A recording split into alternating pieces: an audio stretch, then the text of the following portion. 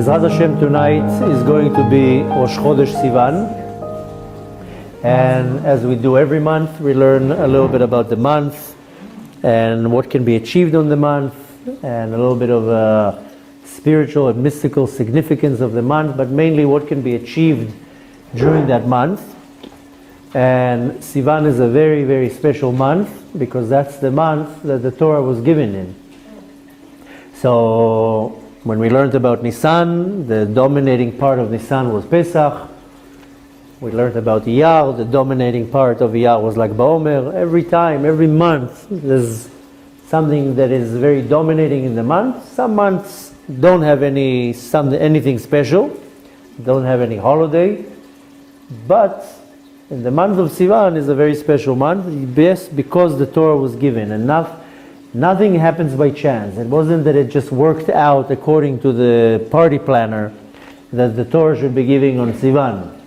It's a more of a divine plan, and if we see that the Torah was giving on the month of Sivan, means that it has something very, very special in it. And Sivan, we know, is the third month of the calendar, counting from Nisan, of course. Most people understand that the first month is Tishrei just because it's the beginning of the year, but really the calendar starts from Nisan. So Sivan, it makes it the third month, which we see that the Torah is called Torah Meshuleshet. The Torah is called a triangled Torah, or more, it comes from the word Meshuleshet, not from the word triangle, rather from the word Shalosh, three. And we find in the Torah many things that come in three. First of all, the Torah itself comes in three groups. We have Torah, Nevi'im, Ketuvim. We have three sections of the Torah. The 5 books, the prophets, and the scripts. So already we see the 3 in here. Then even in our nation, we are divided into priests, Levites, and Israel. Even almost in anything that you're going to look in the Torah, you'll find that it's divided into 3. The 3 fathers, even the person who gave the Torah, which is Moshe Rabbeinu. Moshe Rabbeinu was part of 3 siblings, which was Miriam, Aaron, and Moshe. There were 3 prophets. That it all started in the Merit of Miriam. If you remember, Miriam was the one who actually went and put Moshe in the water and then guarded him, and then Aaron was the leader till Moshe came. So even there you see this combination of 3. And we see it in many different times, this concept of 3. We learned in the last week, when we had classes about Shavuot, we mentioned a couple times that in the physical world, and according to the oral Torah, we see that the world is supported on 3 pillars, which is called Torah, Avodah, and Chasadim. Torah, learning Torah, Avodah is praying, and Gemilut Chasadim is charitable acts. These are the 3 pillars that the world is supported on. In the spiritual teachings of the Torah, the teachings of Kabbalah explains that the world is basically supported on 3 lines, what is called Shlosha Kavim, Gimel Kavim. And we mentioned that last couple classes when we learned about Shavuot, that these 3 lines, these Gimel Kavim, are the Kav HaYamin, which is the line that comes from the right side, the Kav HaSmol is the left side, and Kav HaEmtza, the middle. Which in the Sfirot, you will see that it's the structure of it. There's always a right side, Chochmah, Chesed, and Netzach. And on the left side, it will be Bina, Gvura, and Hod.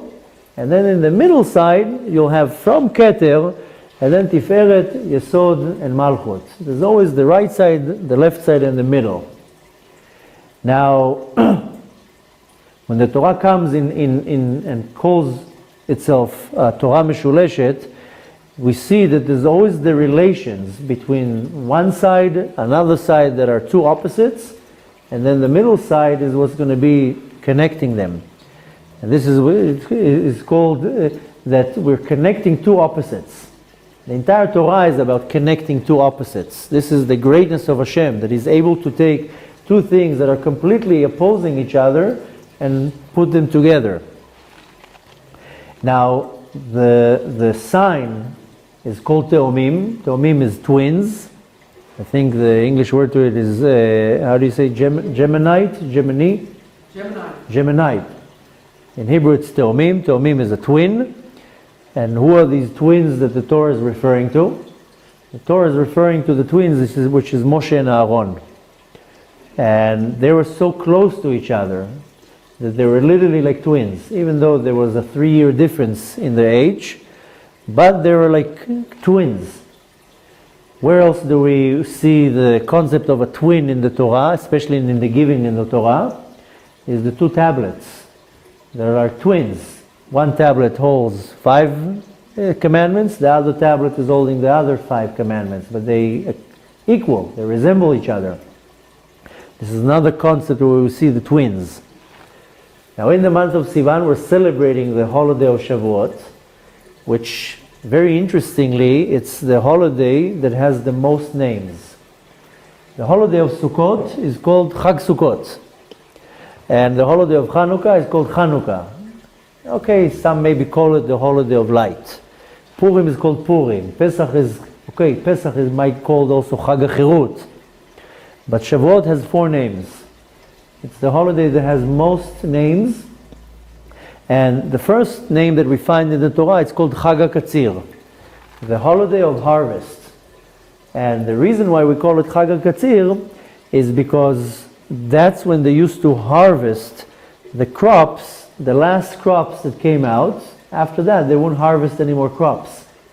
So it says in the Torah, it's called it Ktsir Chitim, is when the wheat will grow during the winter, and around the time of Shavuot, that was the time when you can actually harvest it, and that's it, and you're done for the summer. You would plant something else. The next name of the holiday is called Chag Shavuot, which is what is mainly is called. We call it Chag Shavuot. Why are we calling it Shavuot? Because Shavuot in Hebrew is weeks.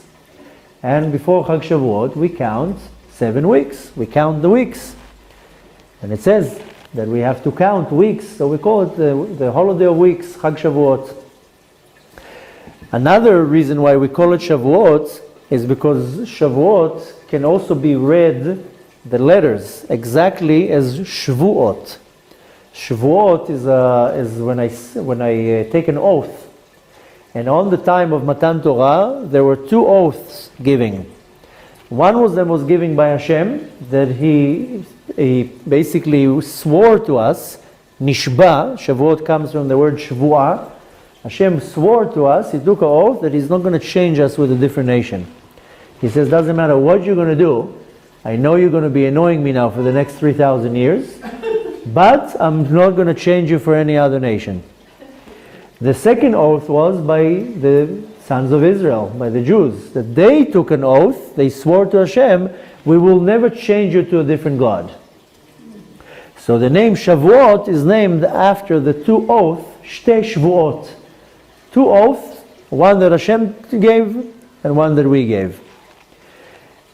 The third name is called Chag HaBikurim. Bikurim is that they used to plant their fruit, their crops, their trees, and the farmer will go to the orchard, and the first and most beautiful fruit that will come out, he would take it out, put it aside, and he would say, this is going to go to the Kohen, this is going to go to Bet HaMikdash. And Chag HaBikurim, they used to take baskets to Bet HaMikdash with all the best of the fruit and the vegetables. And they would bring it into the holy temple and bring it to the Kohen, and that would be considered the bikurim, the offerings, and that was the best of their crops or their vegetables or fruit. And if they would find something better a week later, then they will replace it. But the point was that to bring the best of the offerings to the Kohen. And the last name that we find to the holiday of Shavuot is, we call this holiday Atzeret. Atzeret. Now, the sages explain that at the end of Sukkot, we have a holiday that is called Shmini Atzeret. And on Pesach, we don't have an Atzeret. Our sages explain that Shavuot is the Atzeret of Pesach, meaning the end of Pesach. So technically, From Pesach till Shavuot is one long period. And Shavuot is the time that it ends Pesach. We're finishing a complete period.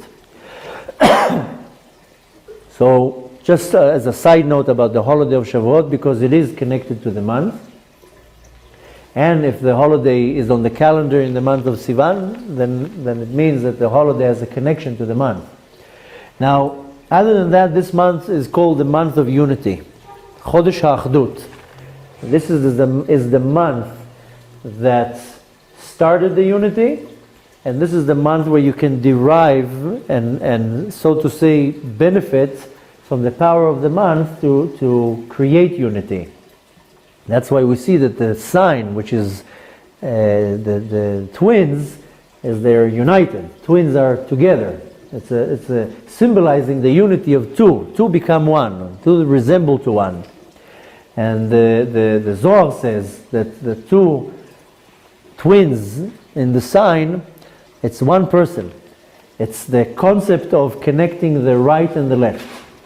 Because I explained we have the right side, we have the left side, kava yamin v'kava small. Something has to connect them. Something needs to connect them is the power of connection, the power of unity. And the entire avodah that we do is creating this yichud. Everything that we do, we say Kriyat Shema, we're doing something that is called yichud, is a unity. All the mitzvot that we do is we uniting Hashem and the Shekhinah. You find in many sidurim, especially by the Sephardi sidurs, that before every part of the prayer, they say L'Shem Yichud Kudsha Brichu Shchinteh, for the sake of the connection between Hashem and the Shekhinah. So everything that we do is connecting this unity. Anything that we do, I'm talking about in regards to Torah and mitzvot, not when we peel bananas. Everything that I do in my service of Hashem is for the sake of uniting the supreme attributes, the midot ha'elyonot. So this month is the source of the connection between the right and the left. That's why the sign comes in a form of two individuals. Now what really do I need to do? What is my main spiritual work? Is to take something negative, connect it with the positive, and now make the positive overpower the negative. Because it's very easy to take a negative and a positive and make the negative overpower. But that's not what I need to do. I need to take something negative, something positive, put them together, and now make something positive out of that. This is the concept in the Torah that is called Ve'ahavta l'reacha kamocha. Exactly. You take two nigudim, two opposites. But the concept of taking something negative and creating something positive out of it, this is the concept of Ve'ahavta l'reacha kamocha, that you should love another person like you love yourself. That you're taking something negative and you're creating something positive out of it. This is in the term of the Zohar called Hithapcha chashocha lenahora, transforming the darkness into light. And he continues by saying Umeriru lemetikur, bitterness into sweetness. So at the end everything will be clear. Whatever is not going to be clear, B'ezrat Hashem, I'll answer. But the point is that the power of unity, the power of the month is to connect two opposites and to transform something negative into positive. Now you see that what was the main motion from at the time of the redemption of Egypt is that they went from slavery into freedom. And so to say, till Shavuot, they were working on climbing into the level of receiving the Torah. But the main motion that happened was, it's called, they went out from Avdut lecherut, from slavery into freedom. This is basically our entire work, our entire labor throughout our life, is going out of slavery, the motion of going out of slavery into spiritual freedom. And every day I have to go out of my slavery. That's why our sages say, every generation a person has to see himself like as if he went out of Egypt. And comes the Baal Atanya, the older Rebbe, and he says, Bechol Yom Vayom, every day a person has to go out of his limitation. So I have a responsibility to go out of my slavery and to break this limitation into freedom. And slavery can be being addicted to cigarettes, being addicted to chocolates, being addicted to my iPhone, being addicted to anything. I mean, in our generation you call it addiction. But people don't even realize that they're addicted to very little things. People are addicted to their phone. That's how sad the reality is, that if they don't have their phone for 2 hours, they lose touch to reality. So there are strong addictions, there are soft addictions. I don't have to call it soft. Addiction is an addiction. But basically, I don't like calling it an addiction. I rather call it a limitation. That I'm stuck in some type of a limit, and I need to go out of my limitation. This is called the concept of going from avdut lechirut, from slavery into freedom.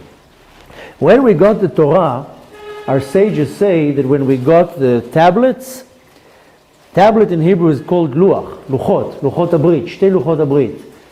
That it says that the letters were engraved on the tablets. Charut is when it's engraved. When you take a piece of paper and you write on it with ink, the ink technically can be removed from the paper. It's two different entities, the papers and the ink. But when you engrave something, you can't take the letters out of the stone anymore. That's it, you engraved it. It became now one. When the sages in the Mishnah says that the letters of the Torah were engraved on the tablets, it says, Al tikra charut, ela cherut.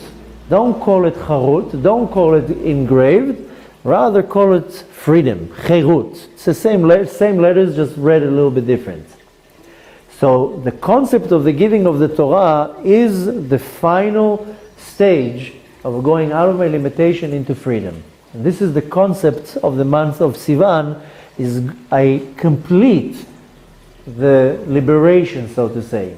The fact that we left Egypt in Pesach, we just left Egypt, but I didn't get rid of the Egypt yet. I left my limitation, but I didn't still get rid of it. This is the difference between the work of a tzaddik and a work of a simple person like us. The tzaddik actually completely transforms the bad. He doesn't have any bad in him anymore. That's the difference between the tzaddik she'eino gamur, tzaddik that is not a complete tzaddik, and tzaddik gamur. The tzaddik gamur, he completely transformed the bad in him. He doesn't even have bad in him. Tzaddik she'eino gamur, he's a tzaddik, but he still has bad in him. It just doesn't come out to the surface. So everything that we do, we have to take the negative and completely transform it into positive. Completely. From one side to the other. Now, in previous classes we learned, and we know, that every month has a certain star. The star of the month of Sivan, in Hebrew it's called Kochav, star. In English it's called Mercury. This is the star of the month. But in Hebrew, interestingly, it's called Kochav. It's called, actually, Kochav is a star. Now this star is a very special star. It's a star that has the power to connect two things, two opposites. Where do we see a hint in it? Take the word Kochav in Hebrew. It's spelled Kaf, Vav, Kaf, Bet. Split it in half to get two sides. The right side becomes Kaf and Vav. Kaf and Vav is a numerical value of 26. Yud K. The first, the value of the Yud K Vav K, 26. Yud K Vav K is the motion of giving. In the name of Hashem, the motion of Hashem of Yud K Vav K is giving, Netina. The next part of the Kochav is Kaf and Bet. Kaf and Bet is 22. 22 corresponds to the 22 letters of the alphabet. That this is the foundation of the world. The world is built on these letters. The 22 letters is the foundation of the universe. Now, what does it mean, the Kaf Vav and the Kaf Bet? Is connecting the Kadosh Baruch Hu with the Shekhinah. The aspect of the divine that is called Shekhinah, and connecting Hashem with it. This is two opposites, so to say. This is kind of like the connection of the male and the female. In the Sfirot is also the female aspect of it and the male aspect of it. And again, this is connecting the right to the left, the Kaf Vav to the Kaf Bet. This is connecting. In the time of the giving of the Torah, there was a connection between the heavens and the lower realm, Shamayim Va'aretz. Up until Matan Torah, anything that had to do with the spiritual was in the world above, anything that had to do with the physical was in the world below. At the time of the giving of the Torah, it says, Elyonim yardu latachtonim, the supreme, the above, came down below, v'tachtonim alu la'elyonim, and the lower went up, ascended, went up. Where do we see it? Moshe went up to the mountain, and from the mountain went up to Shamayim, and Hashem came down on the mountain. So this is the time when the heavens and the earth, they got connected, the spiritual and the physical. So this is the month of connecting shtei hafachim, two opposites. And we see also with the motion of the star. Now, the Zohar explains that a human being basically lives in two dimensions, in the spiritual dimension and in the physical dimension. You can connect yourself to two dimensions and you will operate in these two dimensions, in the spiritual and the physical. Many people, unfortunately, they don't connect themselves to the spiritual dimension, so they're living in one dimension, only the physical dimension. So they're missing out a whole dimension where they can operate and where they can live. And the whole concept of mitzvot is to connect two opposites. That's why what did we get in the giving of the Torah? We got mitzvot. We didn't get the story. We got the mitzvahs. Moshe came down from the mountain, started telling us, okay, you have to observe Shabbat. You have to eat kosher. You have to do this mitzvah, that mitzvah. With the giving of the Torah, one can simplify by saying, we got a list of commandments. You can call it the Torah, but technically what we got is a list of commandments, is mitzvot, and the whole concept of mitzvot is to connecting two opposites. In the very simple level, you see what is it connecting into opposites? The physical and the spiritual. I'm taking a piece of leather, like tefillin, that was made out of an animal. It goes through a process, and then I'm making something spiritual out of it. I'm connecting now the physical and the spiritual together. Most of the mitzvot, I can take a trog, it's a very physical thing. I put a lulav together, hadas and arava. I have 4 species now. Now I transformed it into something spiritual. And I'm using it for something spiritual. Same thing with the sukkah, same thing with many other things. So, the essence, the purpose of the mitzvot is to connect the spiritual and the physical. That's what Hashem wants. Hashem wants us to take the physical and connect it to the spiritual, which is basically taking the something negative and transforming it into something positive. That's the essence, so to say, or the purpose. Now, in the word mitzvah, we have already a beautiful hint of this whole concept. Because in the word of mitzvah, again, cut it in half, because if everything that we have in our reality is the reality of the kav yamin, the kav small. This is the reality. There's always going to be two sides. So you take the word mitzvah and you cut it in half. You get the mem and the tzaddik, and then you get the vav and the hey. The mem and the tzaddik, if you're counting the letters in the system that is called atbash. Atbash is when you switch letters from beginning to end. Aleph will be switched with Taf, because Aleph is the first letter, Taf is the last letter, so Aleph now will be switched with Taf. Bet will be switched with Shin. That's why it's called Atbash, by the way. Aleph, Taf, Bet, Shin. Last month, if you remember, we talked also about the Atbash. If you take the letters Mem and Tzadik, and you look at it in the system of Atbash, it will switch it to Yud and K, because it's the 10th letter from the beginning, 10th letter from the back. So the Mem and the Tzadik becomes Yud and Hey. Let's just make a quick calculation. It's what would be the Mem starting from the beginning and starting from the end, and same thing with the Tzadik. So Tzadik will be Hey will be the 5th letter in, and Tzadik is the 5th letter from the end. Same thing with the Mem, is the 10th letter in and 10th letter, and the Yud will be 10th letter from the beginning, and Mem is the 10th letter going back. So in the calculation of Atbash, Mem and Tzadik from the mitzvah will be switched into Yud and Hey. So, and the Vav and Hey of the mitzvah that we cut in half, that's the Vav and the Hey. So it's basically the name of Hashem Yud Kei Vav Kei, separated again in half. We have the Yud and the Kei on the right side, and the Vav and the Kei on the left side. The concept, the essence of a mitzvah, is to take the Yud and the Kei and connect it to the Vav and the Kei. This is two parts of Hashem's name. What does it represent? The Yud and the Kei, they represent the world above, the Elyonim, the spiritual part of the spiritual realm, the spiritual dimension. The Vav and the Hey represents the Tachtonim, the lower realm, the physical dimension. Now to continue in the Sefer Yetzirah, the book of formation is always talking about the letter that the month was created with, and the letter that the star of the month was created with. The letters of this month, the letter of the month is Reish, Zain, and the letter Sefer Yetzirah is Zain, the letter of the month, not Vav, and the letter that created the star is Zain, forming it together the two words of Raz, of secret. Talking about what Sefer Yetzirah says. There are other books, what the Bnei Sachar explains, and many other Kabbalah books, but I'm talking about Sefer Yetzirah right now. Sefer Yetzirah explains that the month of Sivan was created with the letter Zain.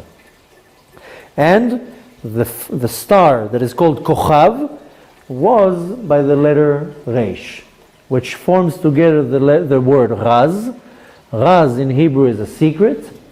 Raz also has the numerical value of 207, which is the numerical value of Or, of light, which means that the secret is the same concept of light. And what is this concept of Raz? Is Chibur. Secret is the concept of Chibur, of connecting two opposites. Same thing, this is what the light does. The light, it connects two opposites together. What is the purpose of this connection? Is called balance, izun. Because again, Hashem created the world in a certain way, and He created it again. There's always going to be shtei afachim, the right side and the left side. The whole concept of this connection is creating balance. If my life is not balanced, it's going more to one side or more to the left side, then my life will be out of balance. One day I have a good mood, one day I have a bad mood. One day I'm happy, one day I'm not happy. One day I'm upset, one day I'm not upset. Today I love you, tomorrow I don't love you. I'm constantly unbalanced. And that's the sad reality of most people, that their life is very unbalanced, which at the end of the day can drive you crazy. Because we're looking for balance. You have a relationship, I want to have a balanced relationship. I'm looking into my livelihood, I want to have a balanced livelihood. I don't want 1 month to make 50,000 and the next month not to make anything. That puts a lot of stress onto me.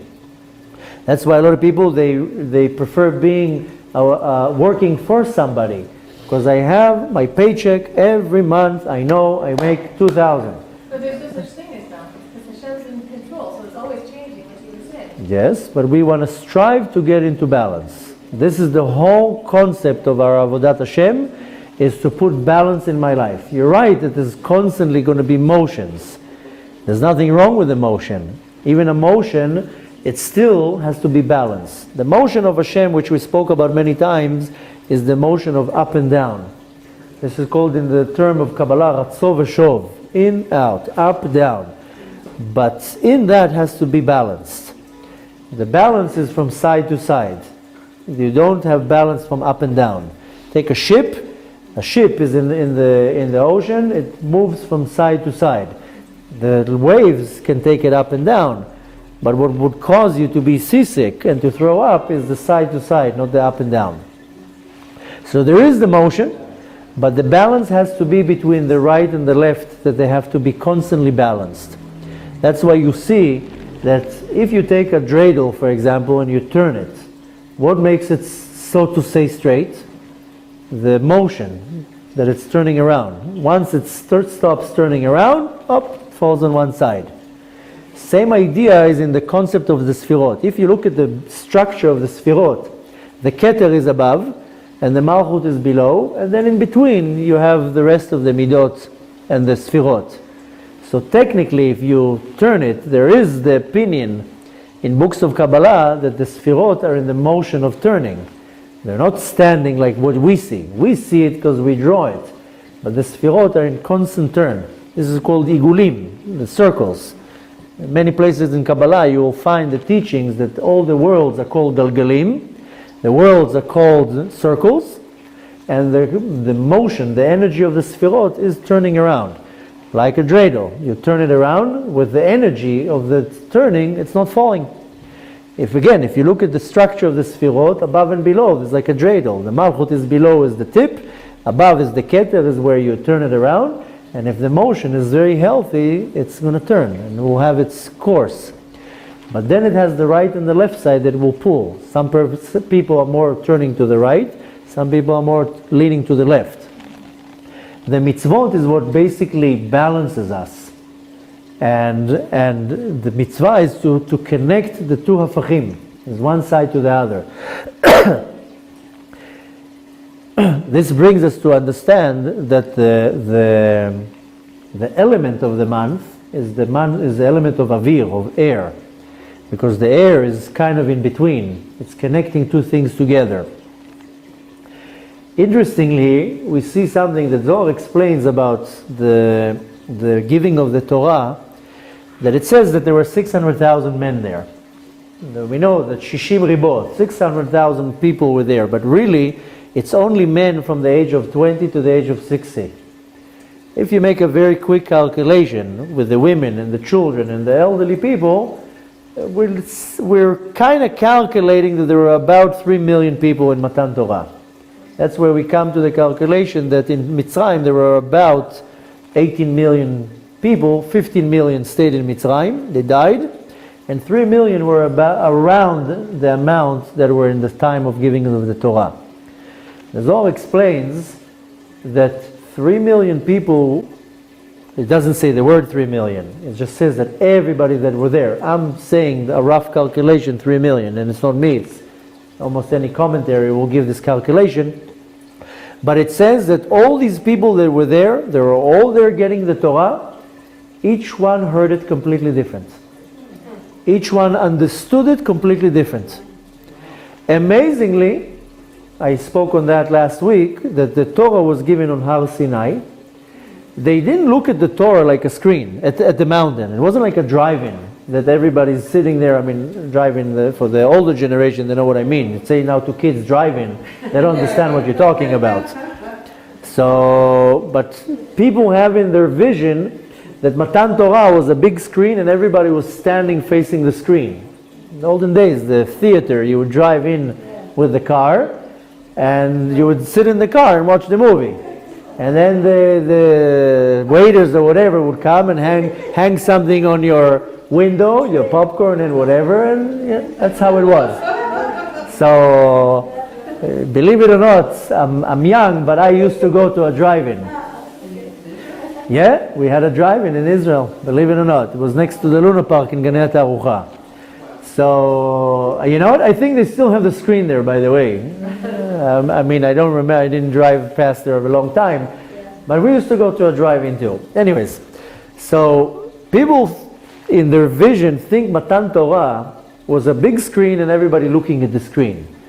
Matan Torah was on a mountain, and the mountain was a circle, which means that everybody was around the mountain.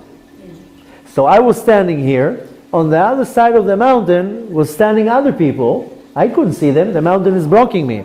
But what I saw is what they saw. So in the entire diameter of the mountain, that's where everybody was standing around it. So the vision of Matan Torah was 360 degrees.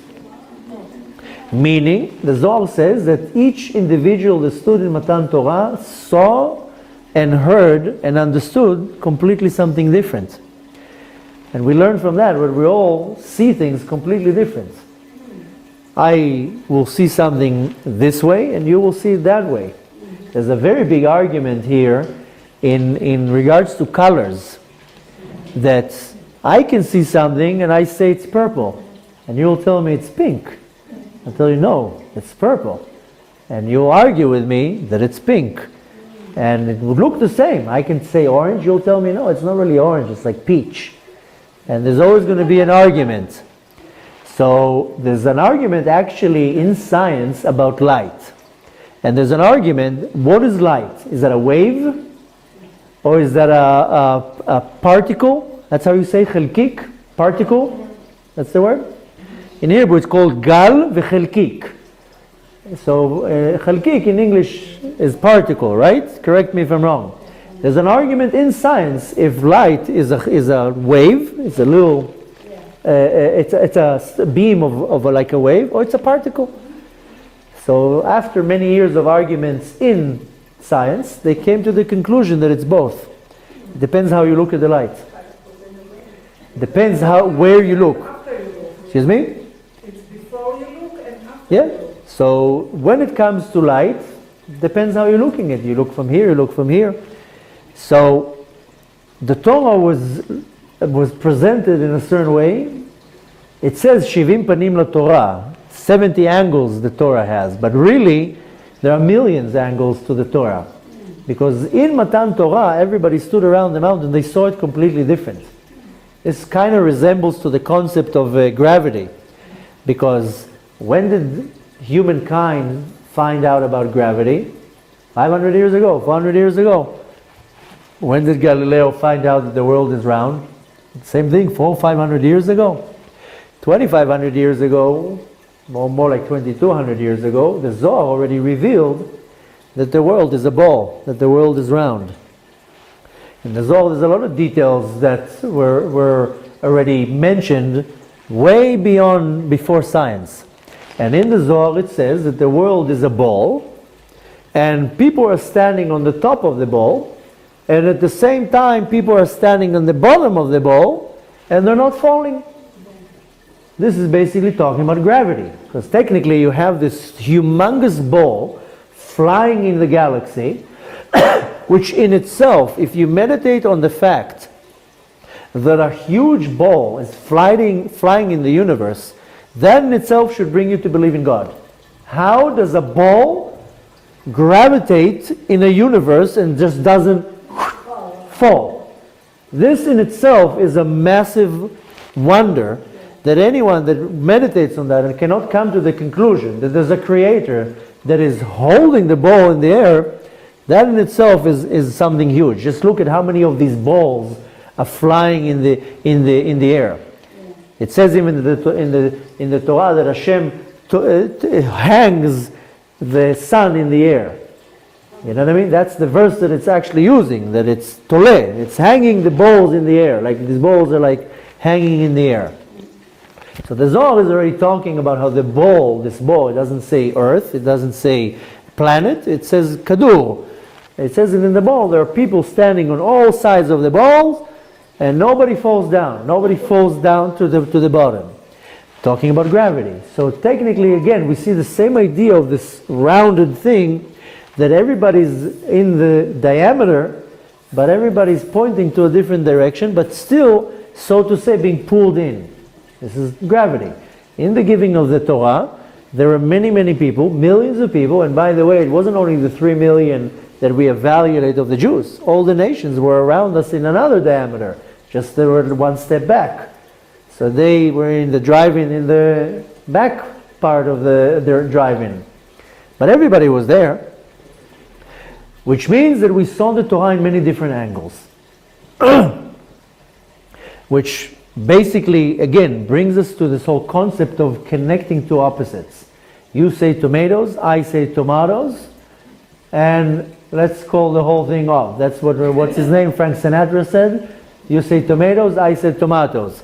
We will always have disagreements. There's always going to be disagreements, but there's not a disagreement. It's just that we need to bridge to each other. You saw the Torah from this angle, I saw the Torah from this angle. It's the same Torah, just that we're seeing it a little bit different. You say o, and I will say oi. When I come to pronounce the words, I actually will say o, not oi. So I should say it different. I say o, you say oi. So, because a lot of people have an issue with how other people pronounce the words. I told you that last week when we talked about one of the secrets behind the month of Shavuot, of the holiday of Shavuot, is that we all have something that is called machloket. If you weren't here, go and watch the video. It's online. It went online. It's a very, very powerful lesson that we can derive on Shavuot, because we all have a machloket. We constantly have disagreements. And this is because there's a concept that is called tzimtzum, a contraction of the light. So the da'at ha'elyon, the higher level da'at, cannot come into the world. Therefore, it will create a disagreement, a machloket. And I mentioned how sometimes you will find two Jews. One will wear the hat that the end of the hat goes up, and the other one wears the hat that the hat goes down. Arguments. So we're all full of arguments. The point is to connect to the two opposites.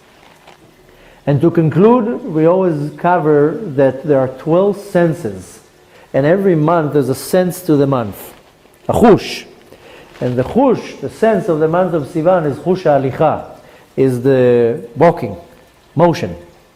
Now, it's not necessarily talking about the physical walking, it's talking about the spiritual walking. This is called, in the Kabbalistic term, halicha pnimit. Pnimit means internal. That I constantly inside have to be in the motion of walking. The angels are called omdim, standing, and human beings are called mehalchim, mehalech, walking. I constantly have to have the motion of walking in me. Walking means that before, a second ago, I was there, now I'm there.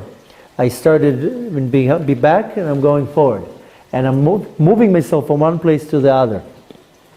The same way the doctors tell you that it's very healthy to walk every day. It's a very good exercise. You don't want to exercise, at least walk 10 minutes. Same thing in the spiritual level, it's very healthy to walk every day. To have this concept of walking. This is called in Hebrew litkadem, to move forward. Now with the motion of the month, the sense of the month, it's always corresponding to the tribe of the month. The tribe of the month is Zvulun. Zvulun was a merchant. He used to go and do business. And the word in Hebrew is called prakmatya. He used to go and do a business, to travel around. He had ships, and he would go out and do business and come back. This is called in Hebrew rochel, or socher. Socher is a merchant. Rochel is more of somebody who goes and does the business. Buys, sells, and rochel comes from the word in Hebrew rogel. And rogel comes from the shoresh regel, from the root regel, like meragel, something that they walk around and they walk to one place to get something else. Now, in the Torah, we know that there was a very special partnership between two tribes, between the tribe of Zvulun and the tribe of Issachar. Issachar would be the one who sits and learns Torah, and Zvulun was the one who went to do business, and Zvulun would give 50% of the money to Issachar. He would support him, and Issachar would give the benefit of the Torah learning to Zvulun. There was a business deal here. Technically, Did they share a mother? If they shared a mother? Did they share a mother? Yeah. They were brothers. Yeah, they were brothers. No, but she's asking if they shared a mother, yeah. So, seemingly it seems that Issachar had the better end of the stick. I'm sitting, air conditioning, learning Torah all day long. Seems that they had a much better part of the deal. Yeah.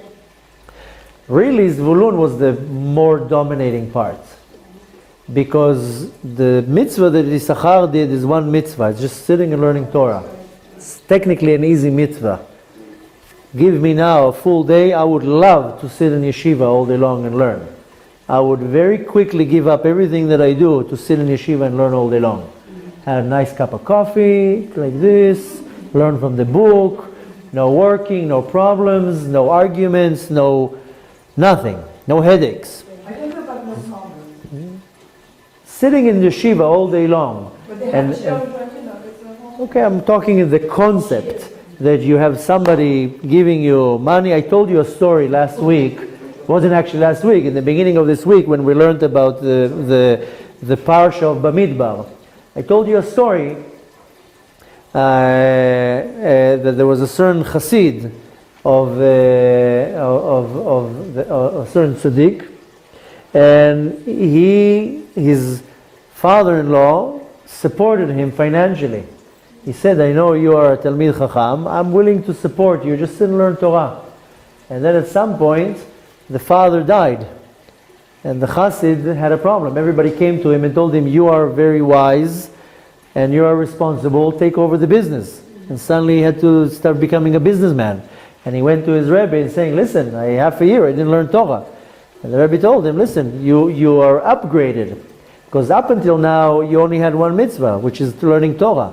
Now look how many mitzvahs you're doing. You're doing business, you're giving tzedakah, you're giving meiser, you're practicing la'asok beyosher, to be honest in your business, to be truthful and reliable. So the benefit that the Sachar had is very limited, because he only learned Torah, even though learning Torah is great. But Zvulun really did Avodat Hashem, really served Hashem. Why? Because you know what it is to be a business owner? First you have to be honest. Then you have to be truthful. Then you have to have faith. You have to have a lot of emunah. You have to have bitachon. You have to be very sure in the Kadosh Baruch Hu that the business will work out. And you have to then give tzedakah. You know how hard it is to give from your money? Yeah. To write a check after you worked so hard, you want to buy yourself something. So, and the more money you make, the more tzedakah you have to give. Giving meiser from $1,000 is not so bad. I know some people that their meiser is coming from $1 million. You know what it is to give $100,000 suddenly? $100,000. It's a Mercedes every month. I know somebody has big problems every time. His meiser is like buying a house.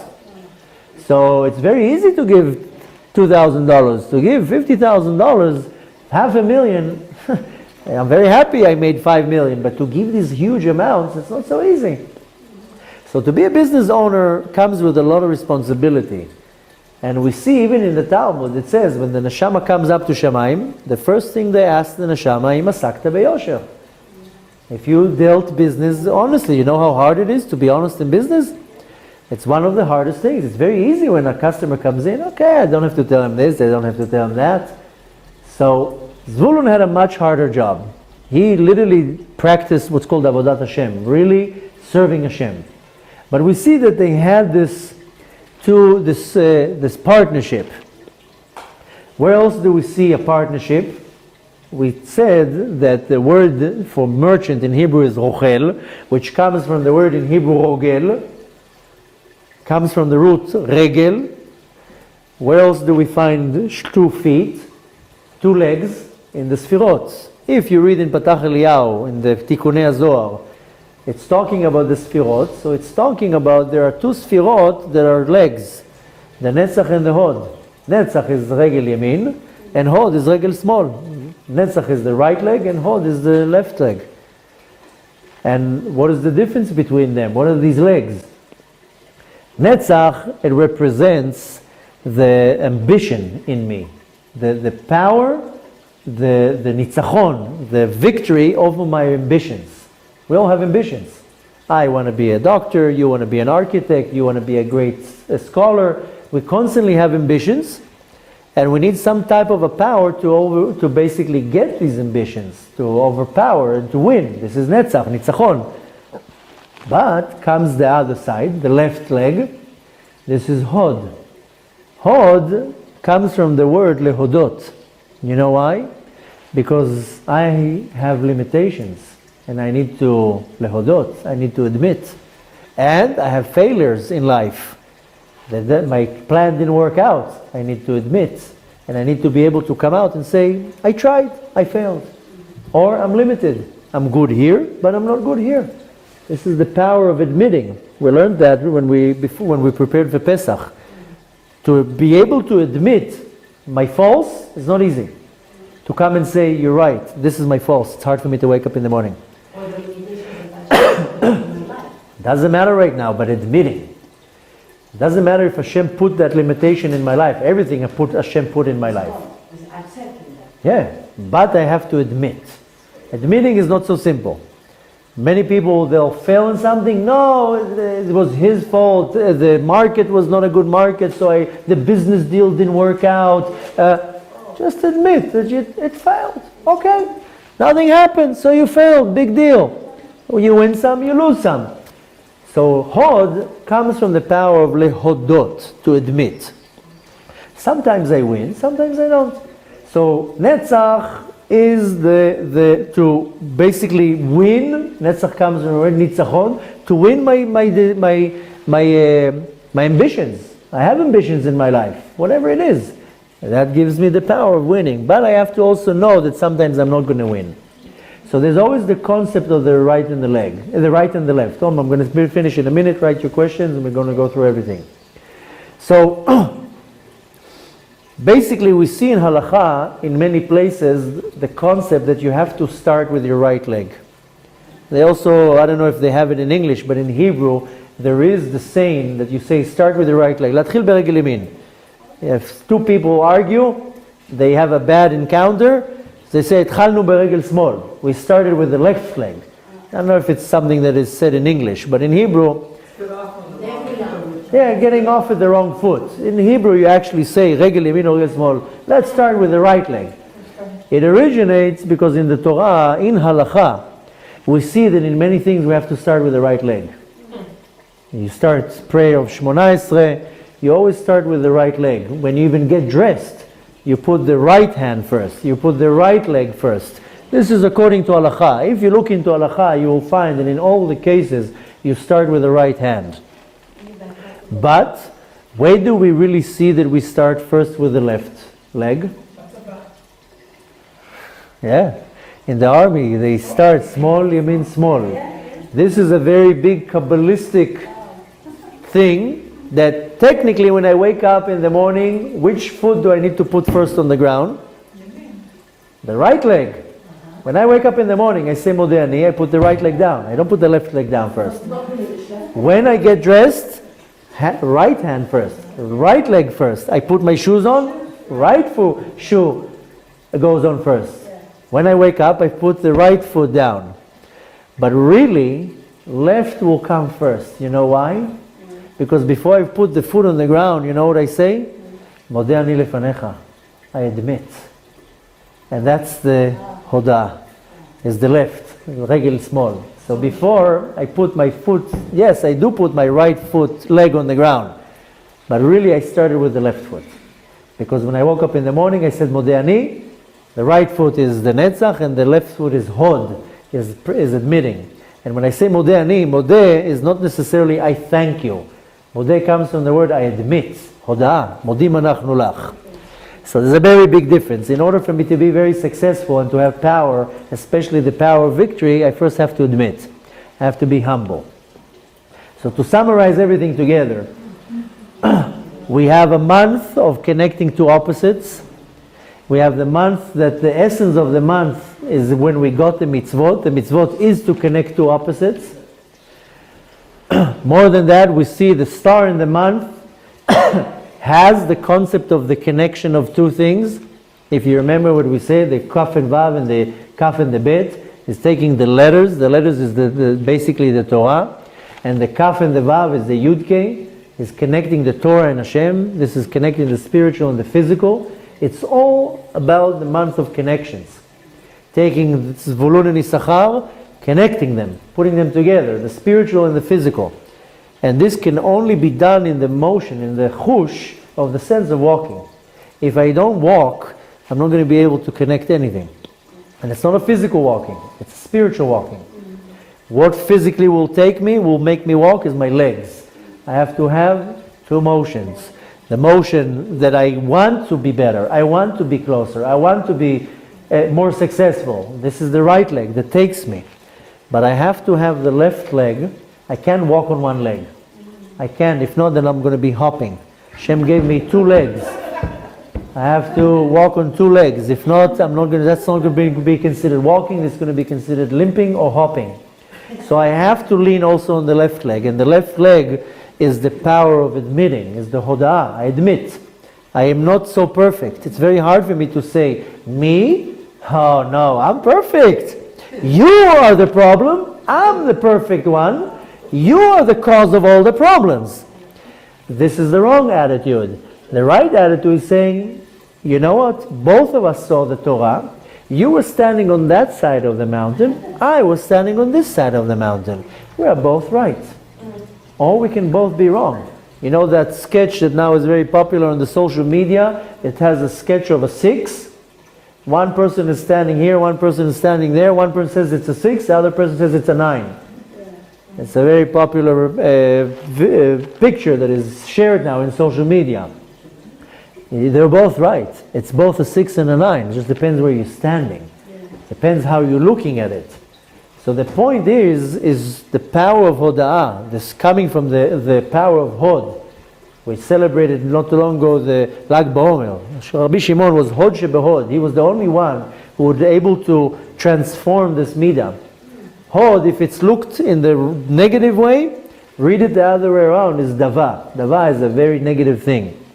Rabbi Shimon was the only one who was able to go to the depth of the Hod and to transform it and to make a light out of it and to elevate it to the highest level.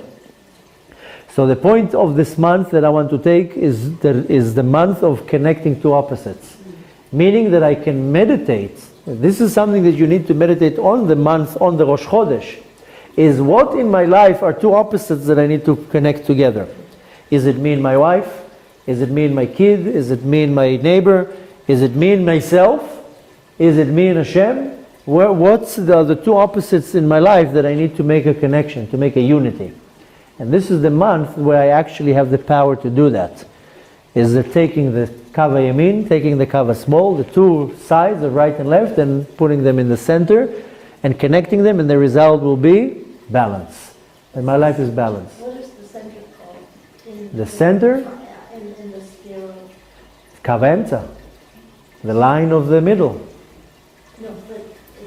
You mean in the Sfirot? Then you will have Keter Tiferet, Yesod and Malchut. But it's called, the terminology is Kava Yamin is the right side, Kava Small is the left side, and the middle is called Kava Emtza. Emtza is the middle line. The point is that I need to reach in everything in my life to the Kava Emtza, to the balance. When I have a relationship with my wife, it cannot go 100% by me. It has to be 50% me, 50% my wife. It cannot be 51-49. And a healthy relationship is meeting in the middle. Both of us stood in Har Sinai. I stood on this side, you stood on the other side. We both saw it. I'm looking at the light from here, you're looking at the light from here. I think it's purple, you think it's pink. Let's call the whole thing off. So the point is... Fred Astaire. Fred Astaire. I don't know why I said Frank Sinatra. Fred Astaire. So the point I want to take from this is I have an opportunity... Yeah. And that's the song. That's the song. You say tomatoes, I say tomatoes. Bananas. Exactly. So our entire life, all our connections, all our relationships is connecting two opposites. This is the whole concept in halakha. Look in the Gemara, in the Talmud. One Tana says A, the other Tana says B. They're arguing, comes the third one and says no, it's like that. That's the whole concept, is connecting two opposites. This is tying knots. Kadosh Baruch Hu calls it likshor ktarim, putting knots in crowns. So we want to take this entire concept and apply it to my life, and to be able to constantly merge two opposites, to connect the spiritual and the physical. And needless to say that as of now we are living in complete unbalanced, choser izun, and we need the ultimate pillar that will connect this balance, and this is called Mashiach. And Bezrat Hashem, if we work on ourselves and we concentrate on what we need to do, this will allow Mashiach to come and bring this unity and connection and bring our life into balance. Bezrat Hashem should have a beautiful, successful, fruitful, beneficial, beautiful month.